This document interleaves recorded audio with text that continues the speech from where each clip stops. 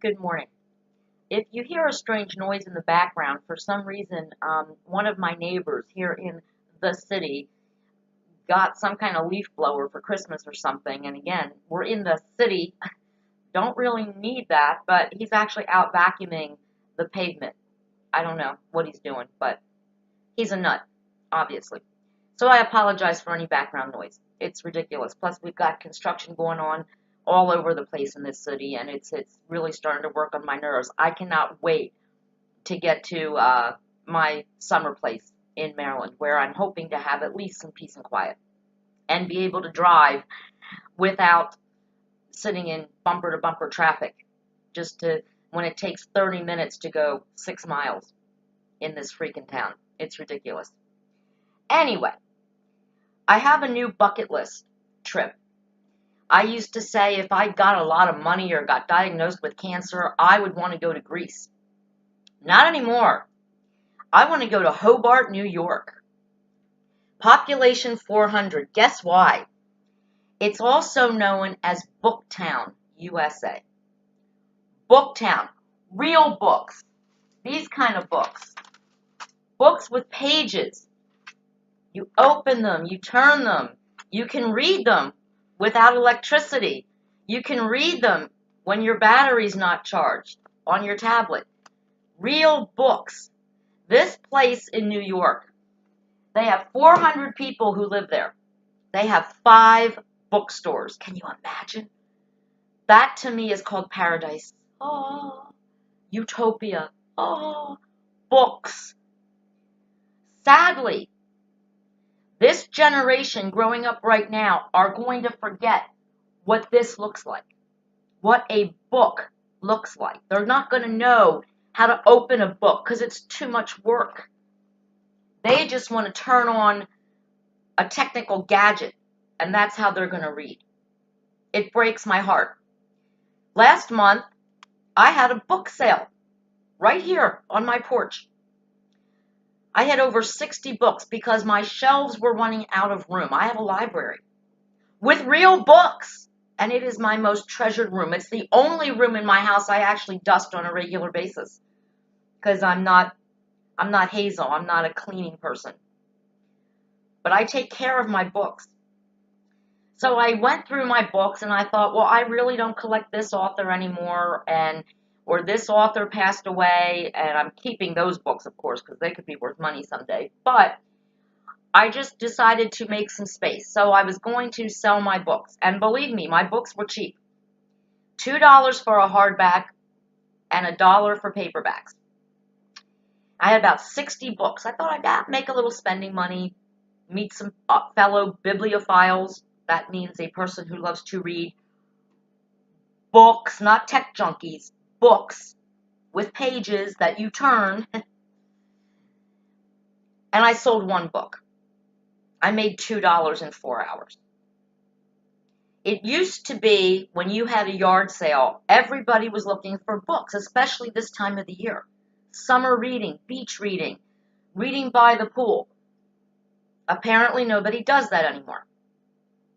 And I have to tell you that I was depressed to the point where I was, seriously depressed. I was crying. Because the love that I have gotten from my friends' books in my lifetime, that is going to be lost on this generation. This generation of we can't do anything if it's not on some kind of tech thing. We can't read it unless it's on the computer. We can't read it unless it's on our tablet or our phone. It made me depressed and desperately sad for times lost, innocence lost. We have children today who can't write in cursive. We have children today who don't even know how to hold a pen because they don't have to. I remember back when the first day of school came and I loved going to the store and buying my binder, my notebook, and my tablets and my paper. And I mean tablets. Back then a tablet was a spiral bound thing with writing paper in it. And you got your new pencils with the nice good erasers on them, and your pens, and you got ready to go to class and take notes. Nobody does that anymore. Now, kids carry around their laptops or their tablets and take notes there. Kids learn how to type, but they can't write their own signature in cursive because they don't teach cursive anymore. And you know, I'm not that old.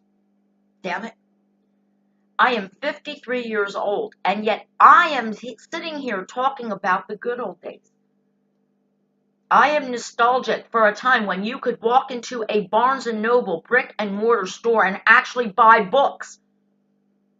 Now you walk into a Barnes & Noble and it's all puzzles and games and audio books. They have one little section that actually has books. And they're only the new releases. They don't sell books in bookstores. What has happened? My God, stop the madness. Nobody is reading books anymore. My own husband bugs me all the time. You should get the Kindle or the the Nook. The Nook or the Kindle. I'm like, no. First of all, in the summer, I live in a place where the power goes out for no reason at all. I mean, it can be a beautiful summer day, but a tree falls on a transformer somewhere and I'm out of power for 4 to 6 hours. I'm not going to be reading a Nook or a Kindle. Because also down at the bay, when the power is out, my tablet loses its charge very quickly. Because when the internet goes out as well, it's always, I don't know, there's just, charges don't last as long at the bay as they do in civilization. It's the middle of buttfuck nowhere, where I live in the summer. So for me to count on an electronic device that has to be plugged in order to work, when I'm reading a book, that would be ridiculous. Because I know the power's going to go out at some point. I'm not going to depend on electricity to read a book in a place where electricity is a luxury. I'm not going to do that. A lot of times, if I put my tablet, if I'm in the sun and I'm trying to look at my tablet, I can't see it. It's not, I don't know. Maybe I have the old-fashioned tablet. Probably I do, because I apparently am old-fashioned. Because I actually read books with pages. I love my library. I love going in there and looking at my history of the books I have read, the authors that I have collected, some of whom I have their autographed pictures on my bookshelf. Faye Kellerman and Jonathan Kellerman both were kind enough to send me autographed pictures of themselves. And on their shelf, where I have all of their books, their pictures are proudly displayed. I love my books. I will always love my books. And that is why I want to go to Hobart, New York. 5 bookstores, and by the way, they're working on a 6th for 400 people. That's how much this town loves books. There's no Kindle there. There's no Nook there. They read books. They teach their children to read books. They teach their grandchildren to read books. How freaking amazing.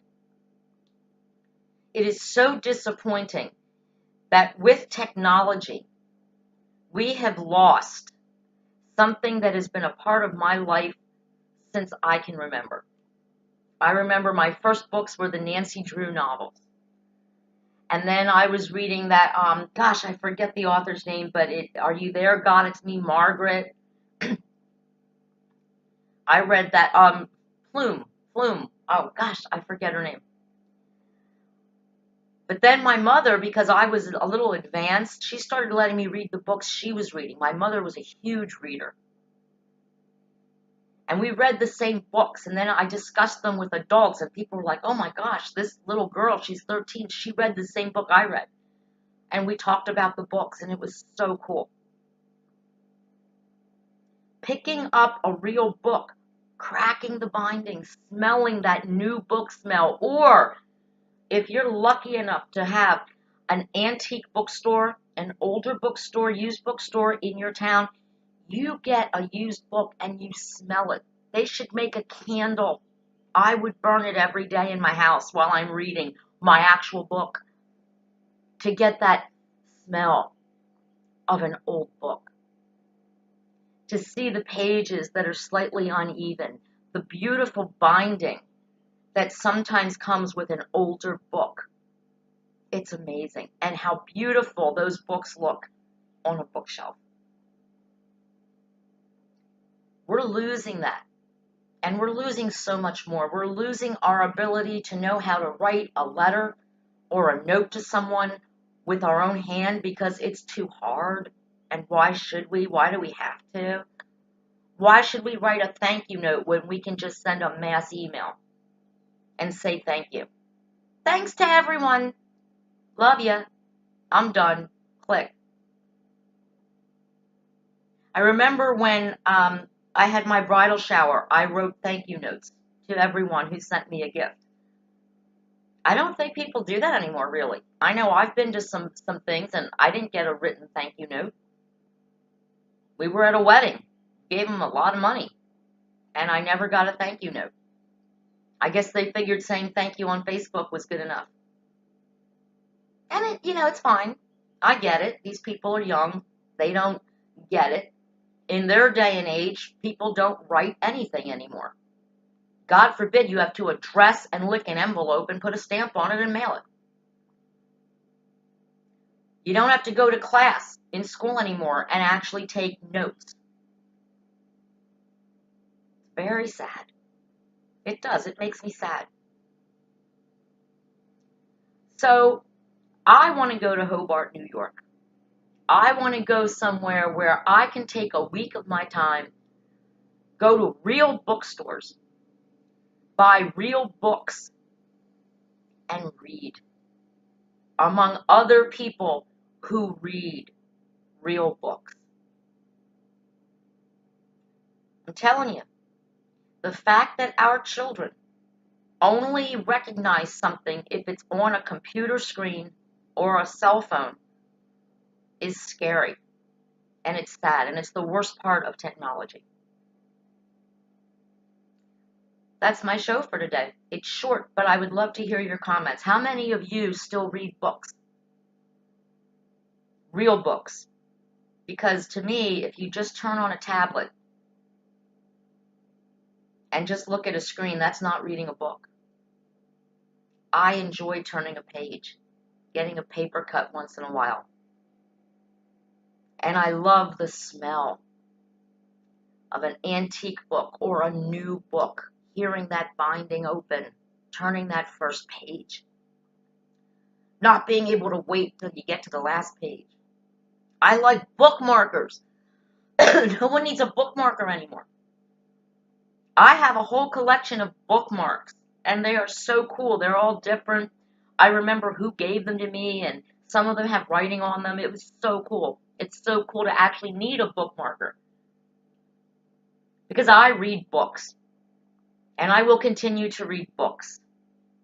And I just pray that they continue to print books. Because we are in a very dangerous age right now, where we may never again be able to go into a store or to go online and order a book. And I think that's going to be one of the saddest days of my life. And I hope it doesn't happen during my lifetime. Books are special. They're lovely. And when you look at your collection of books and you say, wow, I've read all these books, and oh, maybe one of them I'd like to pick out and read again. I've read some of my books many times. They're always a treasure. And we're losing it. We're losing it to the Kindles and the Nooks, to this electronic age that is taking over our lives. I say teach your children to know what a real book looks like and to know how to use one. And maybe even in your spare time, in between reading, of course. Teach your children how to write, how to hold a pen, how to take a note or write a note. It means a lot in this technology age we live in. I can't imagine what this world is going to look like after I'm gone in 20, 30, whatever years I've got left. I know I probably won't recognize it. And perhaps there's a reason why we don't live forever. Because I would never want to live in a world where there are no books. Political Paula, out.